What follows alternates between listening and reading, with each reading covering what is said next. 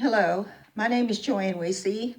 I'm with the St. Jerome Respect Life Ministry, and I'd like to give you a little background on what the Respect Life program is, as well as give you some information that may inspire you to be a pro-life advocate. As to the terms respect life or pro-life, they both basically mean the same thing. To me, the term respect life represents a broader spectrum of life issues. The Respect Life program is sponsored by the United States Conference of Catholic Bishops and is a year-round nationwide effort to help Catholics understand, value, and become engaged with building a culture that cherishes every human life. Each year in October, which is Respect Life Month, they issue a new theme for the Respect Life reflection.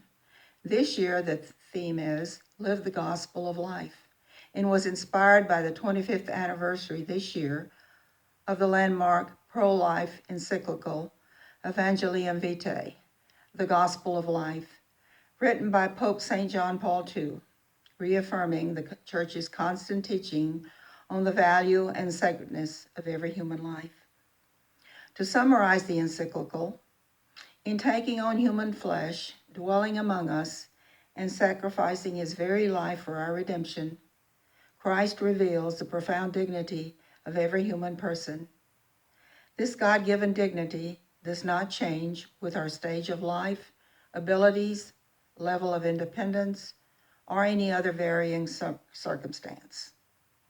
Rather, it is rooted in the permanent fact that each of us is made in the image and likeness of God, created to share in the very life of God himself. In his encyclical of the Gospel of Life, Pope St. John Paul II recognizes the full range of threats against human life, from poverty and malnutrition to murder and war. He places particular emphasis, however, on threats to life at its beginning and end, precisely when it is most in need of protection. In modern times, children in their mother's wombs and those approaching the end of their lives are certainly among the least of these in our world's estimation. Practices such as abortion and assisted suicide tragically reject the truth that human life is always to be cherished and defended with loving concern. As the Church celebrates the 25th anniversary of Pope St. John Paul II's prophetic encyclical, let us reflect on how we personally live out the gospel. Do I talk about and act towards others as I would talk about and treat Jesus himself? Do I inform myself of the Church's teachings and engage in the civic arena as first a follower of Christ? Do I support and advocate for laws and policies that protect and defend human life? Do I help pregnant and parenting mothers in need? Am I ready to support a loved one nearing death?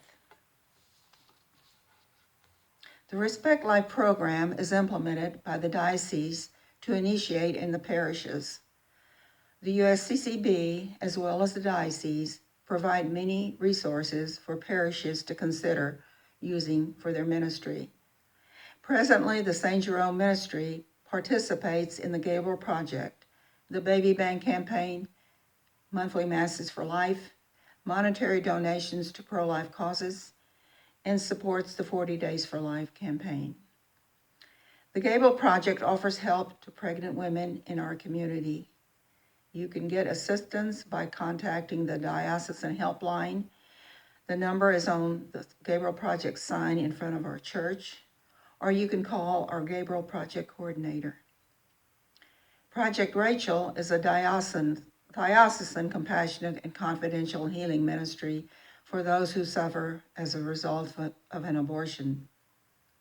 If in need of this ministry, you can contact the diocese direct. Catholics are called to defend human life wherever it is threatened and stand up for human dignity wherever it is violated. The enormous number of human lives destroyed by abortion is one factor that elevates its importance. The most recent available data indicates Over 2,000 children per day die from abortion in the United States. Since abortion was legalized in 1973, over 61 million children have been killed. The tragedy of abortion is also distinct that it is currently illegal to directly and intentionally take the life of an innocent human being. So you can see much prayer is needed. Prayer is the foundation of all that we do in defense of our human life.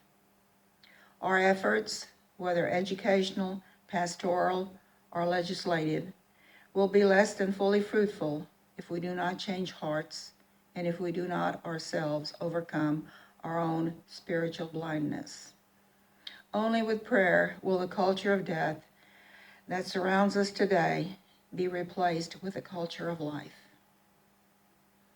Through the intercession of Our Lady of Guadalupe, may our Lord grant us the grace to truly and courageously live his gospel of life.